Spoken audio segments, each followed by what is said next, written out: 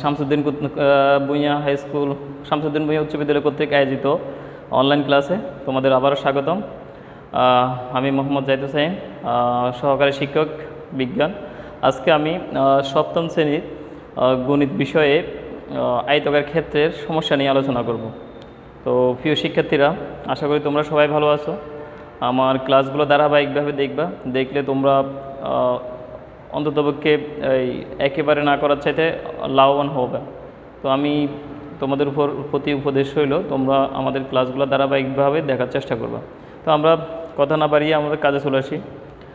আয়তক্ষেত্রের ক্ষেত্রফল নির্ণয়। তো আমরা আয়তক্ষেত্রের ক্ষেত্রফল নির্ণয় করতে হলে আমাদের যে প্রথমে যে জিনিসটা জানতে হবে সেটা হচ্ছে আয়তক্ষেত্রের সম্পর্কে আমাদের সূত্র সম্পর্কে আমাদের জানতে হবে। মূলত আয়তক্ষেত্র বিষয়টা কি আসলে সেই সম্পর্কে আমাদের জ্ঞান থাকতে হবে, ঠিক আছে?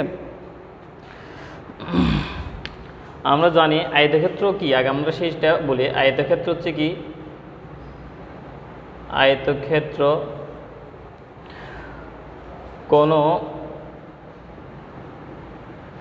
নির্দিষ্ট সীমা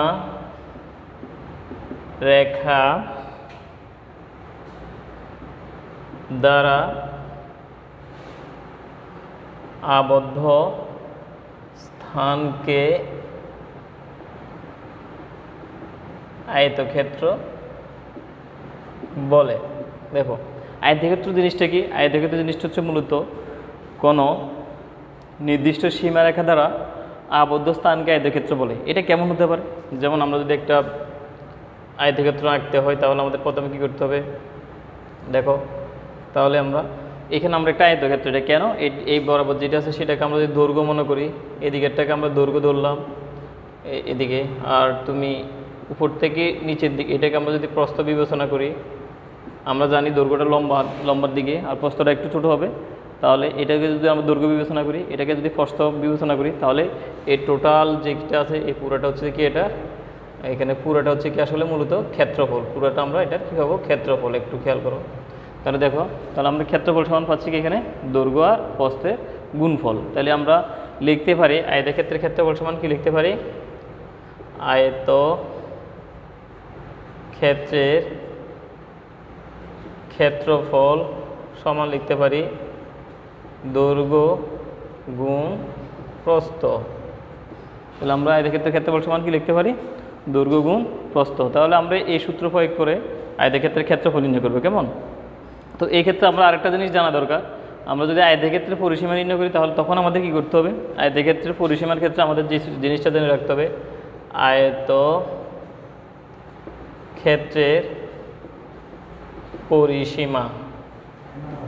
পরিসীমার ক্ষেত্রে তোমরা দেখো, পরিসীমা মানে হচ্ছে যে টোটাল দৈর্ঘ্যটা, মানে এই দৈর্ঘ্য এবং টোটাল প্রস্থ, চারপাশের ঘিরাটা। আমরা যদি একটা জমি মনে করো, এখানে একটা তোমাদের বাগান আছে, এটা একটা আম বাগান, তোমাদের আম বাগানের এটাকে আমরা একটু সোজা করে দিই। হ্যাঁ, এটা যদি একটা আম বাগান হয়, দেখো এখানে বিভিন্ন গাছ আছে, আম বাগানের গাছ আছে। দেখো, তো তুমি যদি এই বাগানের পুরোটা চিন্তা করো, এই বাগানের চারপাশে টোটাল কত মিটার হতে পারে, আমরা যদি এটা বিবেচনা করি কত, তখন সেটা কীভাবে লিখতে হবে? যদি এটা 40 মিটার ধরো, এটা যদি তোমার 20 মিটার হয়, তাহলে এটা 40 মিটার, সেম এটা 20 মিটার। আমরা জানি আয়তক্ষেত্র মানে হচ্ছে তার বিপরীত বাহুগুলো পরস্পর সমান।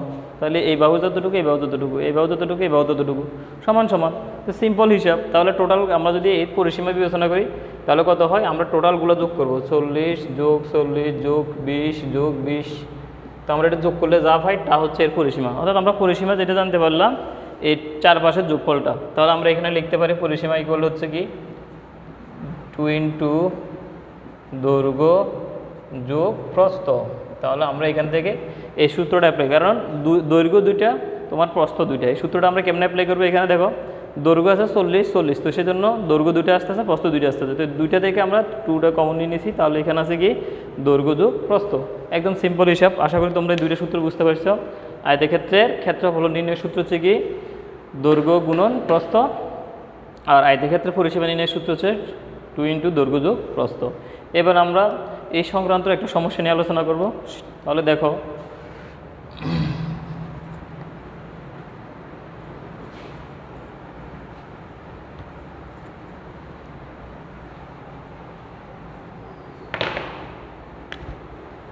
মনে করো একটা কোশ্চেনে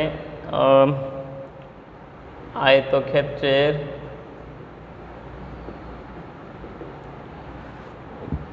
দৈর্ঘ্য 60 মিটার এবং প্রস্থ 40 মিটার। আয়তক্ষেত্রের দৈর্ঘ্য 60 মিটার, প্রস্থ 40 মিটার। এর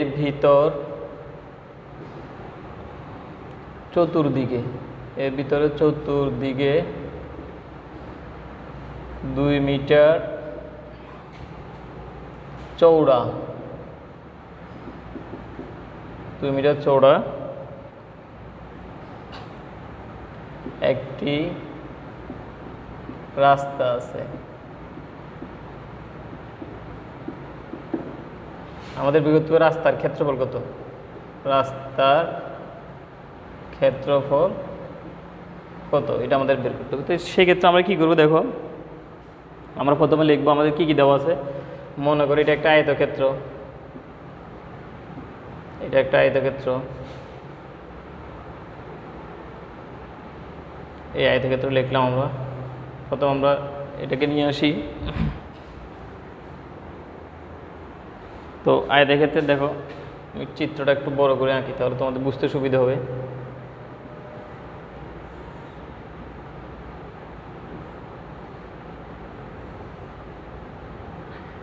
এদিকে হচ্ছে কত, তোমার দৈর্ঘ্য দেওয়া আছে আমাদের কত, 60 মিটার এই দিক থেকে আমরা এই দিক পর্যন্ত। আর প্রস্থ দেওয়া আছে কত তোমার, 40 মিটার।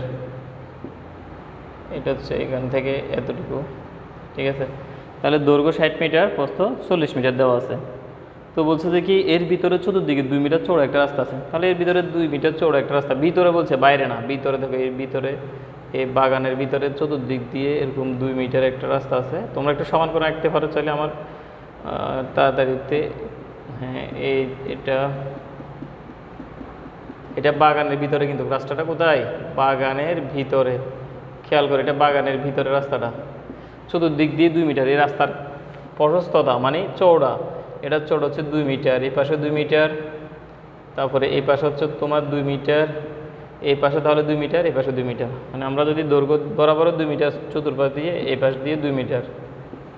হ্যাঁ, তাহলে আমরা এই রাস্তাটার মাঝখানে যে রাস্তাটা আছে, আমি কালো যে অংশটা করে দিছি, চতুর্পাশে যে কালো করে দিছি, কালো অংশটার ক্ষেত্রফল আমাদেরকে নির্ণয় করতে হবে। তাহলে দেখো আমরা যদি টোটাল বাগানের ক্ষেত্রফল বাইর করি, তারপর যদি রাস্তার ক্ষেত্রফলটা বাইর করতে পারি, অথবা রাস্তা বাদে যদি ক্ষেত্রফলটা বাইর করি, আমরা প্রথমে টোটাল বাগানের ক্ষেত্রফল বের করব, তার থেকে রাস্তা বাদ দিয়ে যদি বাগানের ক্ষেত্রফল বাইর করতে পারি, তাহলে রাস্তা সহ ক্ষেত্রফল থেকে যদি আমরা রাস্তা বাদে ক্ষেত্রফল বের করে দিই, তাহলে নিশ্চয়ই আমরা রাস্তার ক্ষেত্রফল পেয়ে যাব। তাহলে কীভাবে করবো দেখো, দেওয়া আছে কি আমাদের, আমরা এটা লিখব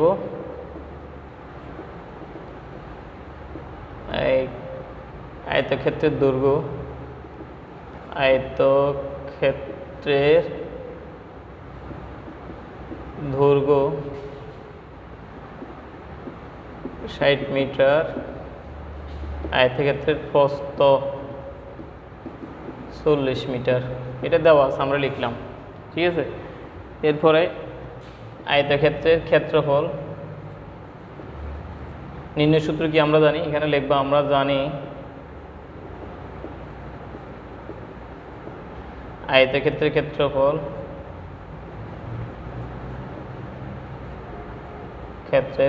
সমান হচ্ছে কি দৈর্ঘ্য গুণ প্রস্থ। তাহলে আমরা যদি এখানে দৈর্ঘ্যের জায়গায় দৈর্ঘ্য বসাই দিই, 60 গুণ প্রস্থ হচ্ছে 40, আর এই দুইটার একক হচ্ছে কত, মিটার। সরি, যখন আমরা এই ক্ষেত্রফল লিখি হলো, তখন এটা হচ্ছে কি ক্ষেত্রফলের একক আমরা জানি বর্গ, আর এখানে মিটার আছে, মিটার। কেমন?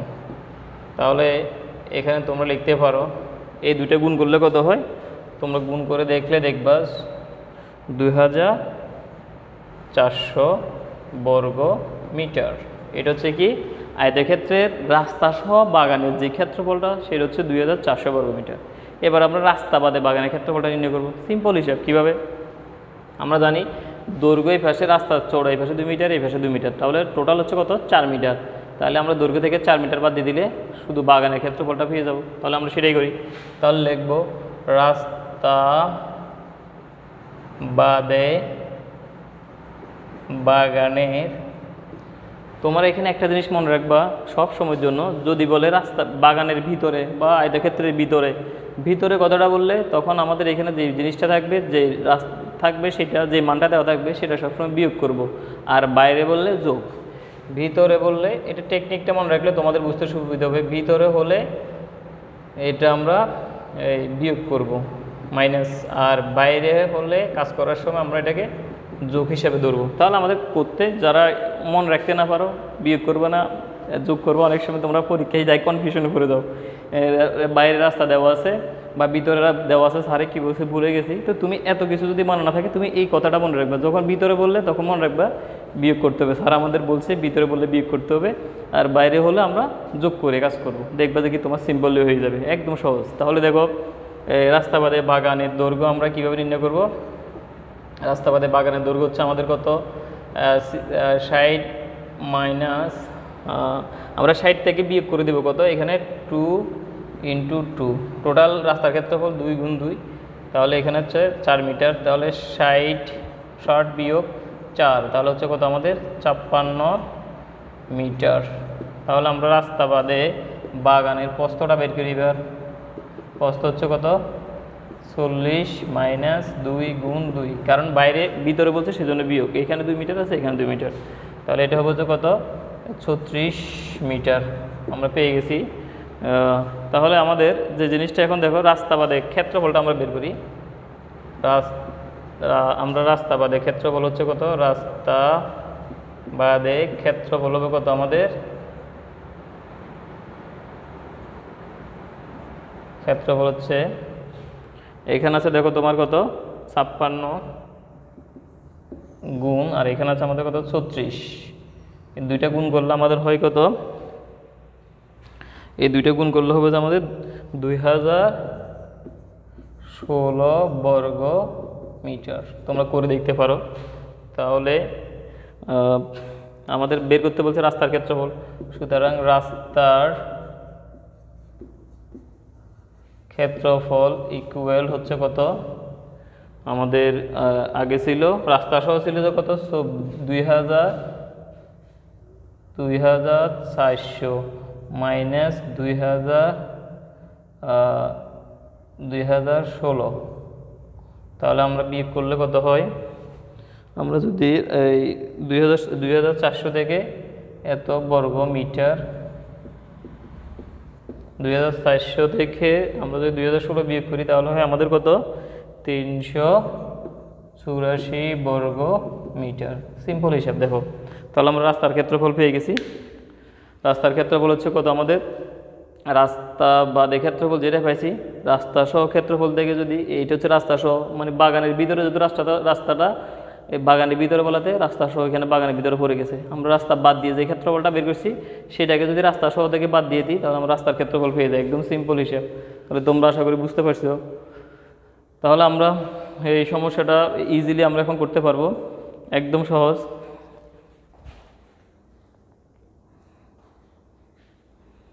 হ্যাঁ, তাহলে এইবার তোমরা আমরা এখানে আরেকটা সমস্যা দেখো,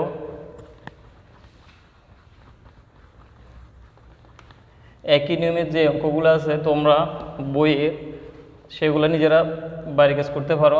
আমি দেখাই দেব এখন। আরেকটা সহজ, আমরা আরেকটা ম্যাথ দেখা দিচ্ছি, সেটা হচ্ছে কি, একটি ঘরের দৈর্ঘ্য প্রস্থের 3 গুণ, একটি ঘরের দৈর্ঘ্য প্রস্থের 3 গুণ। এবার বলছে যে কি, দেখো প্রতি বর্গমিটার 7.5 টাকা, মানে 7.50 টাকা ধরে ঘরের মেঝে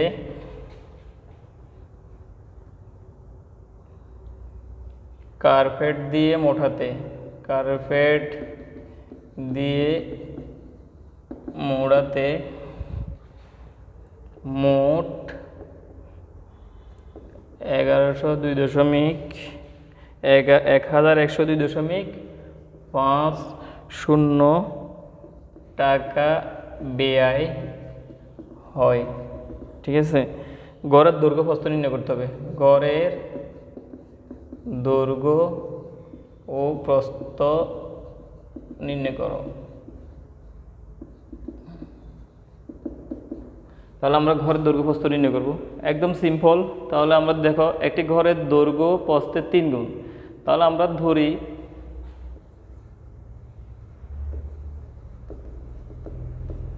ঘরের প্রস্থ সমান x, তাহলে গড়ের দৈর্ঘ্য হবে কত? প্রস্থের 3 গুণ যেহেতু, তাহলে 3x। যেহেতু গড়ের প্রস্থ x ধরছি, তাহলে গড়ের দৈর্ঘ্য প্রস্থের 3 গুণ, তাহলে আমি দৈর্ঘ্য লিখলাম প্রস্থের 3 গুণ, সিম্পল হিসাব। তাহলে এই ক্ষেত্রে আমরা ক্ষেত্রফল কত পাই? ঘরের ক্ষেত্রফল দৈর্ঘ্য গুণন প্রস্থ, অর্থাৎ 3x ইন্টু x, তাহলে হচ্ছে কত? 3x² পেয়ে গেলাম একটা মান।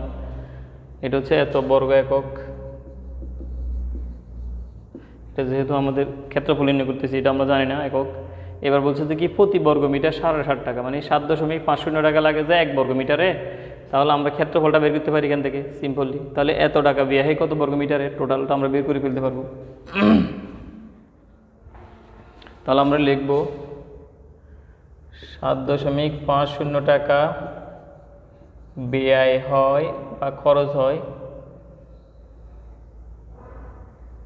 1 বর্গ মিটার, 1 বর্গ মিটারে।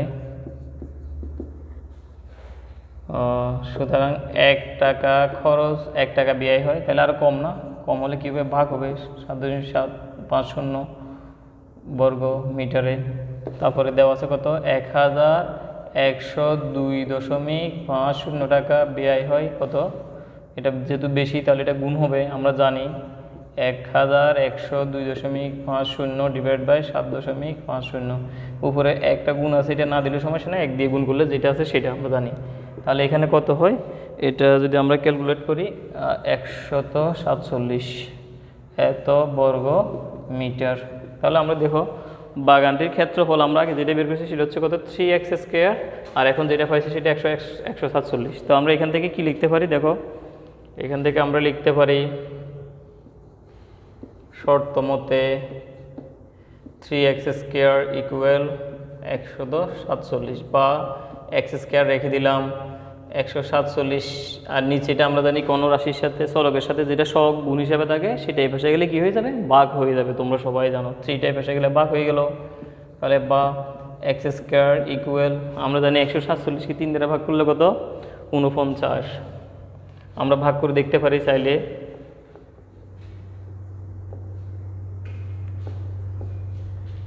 হ্যাঁ 49 হয়, আমরা এটা ভাগ করলাম।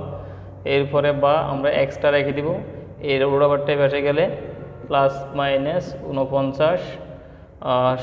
সুতরাং বা এক্স ইকুয়াল এটাকে যদি আমরা 49কে রোড ওভার করি তাহলে কত? 7। আমরা মাইনাসটা নিব না, কারণ দৈর্ঘ্য প্রস্থ কখনো কি হয় না? ঋণাত্মক হয় না, সেই জন্য আমরা এখানে মাইনাসটা নিব না। এখানে না দিলেও সমস্যা নাই, তুমি যদি এখানে না দিয়েও কাজ করো তাহলে কোনো সমস্যা নাই, ডিরেক্ট করলেও হবে। ওটা দিলেও পরবর্তীতে তুমি লিখবা যে দৈর্ঘ্য প্রস্থ কখনো কি হয় না?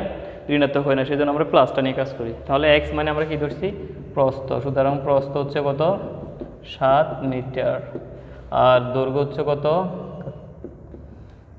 3x ছিল, অর্থাৎ 3x, আমরা 3টা লিখলাম গুণ এক্সের মান 7, 3 7 কত? 21 মিটার। তাহলে আমরা এটার এই সমস্যাটার আমরা কি পেয়ে গেলাম? প্রস্থ পেয়ে গেছি, দৈর্ঘ্য পেয়ে গেছি। আমাদের দৈর্ঘ্য এবং প্রস্থ বের করতে পারছি। আশা করি তোমরা বুঝতে পারছো, একদম সিম্পল একটা ম্যাটার। আমরা এই তোমাদেরকে বোঝানোর চেষ্টা করছি। এরপরে যদি কেউ বুঝে না থাকো তাহলে কমেন্টে জানাবা বা আমাদের সাথে যোগাযোগ করবা, বুঝে দেওয়ার চেষ্টা করব। আর আমরা এই সমস্যাটা থেকে এখন যেটা করছি, তোমরা এই সমস্যাটা চাইলে এটার পরিসীমা বের করতে পারো। আমি তো তোমাদেরকে দৈর্ঘ্য প্রস্থ বের করলাম, তোমরা এটা SW তোমাদের থাকবে যে এই সমস্যাটার এখন যে সমস্যাটা করছি আমরা, এই সমস্যাটার পরিসীমা নির্ণয় করবা। এইটার পরিসীমাটা তোমরা বাইর করবা, পরিসীমা নির্ণয় করতে হবে।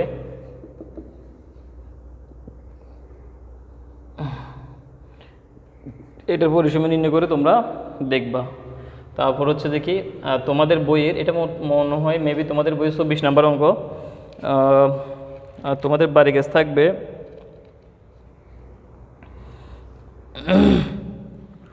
উদাহরণ 6টা তোমরা করতে পারো, উদাহরণ 6। তারপরে অনুশীলনের 25 নাম্বার। এইটা হচ্ছে তোমাদের SW থাকবে, এটা তোমার বাড়ি কাজ করবা। আজকে এতটুকু, পরবর্তী ক্লাসে তোমাদের সাথে আবার দেখা হবে। ততক্ষণ পর্যন্ত তোমরা ভালো থাকো, সুস্থ থাকো। আল্লাহ হাফিজ।